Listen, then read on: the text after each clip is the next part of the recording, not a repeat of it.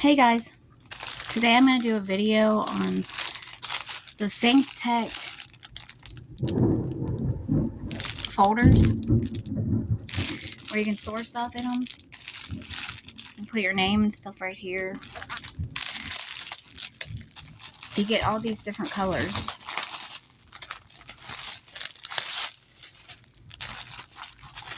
You got a yellow,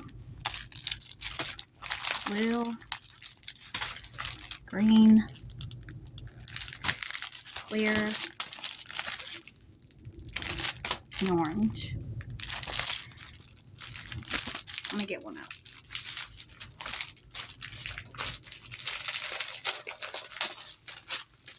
I like that they're transparent so you can see through them.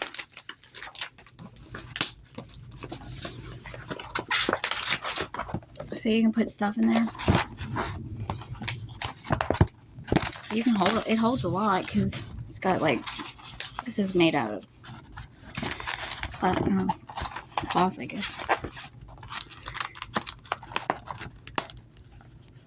These are real nice.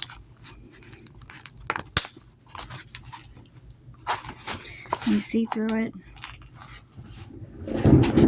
It's lightning outside.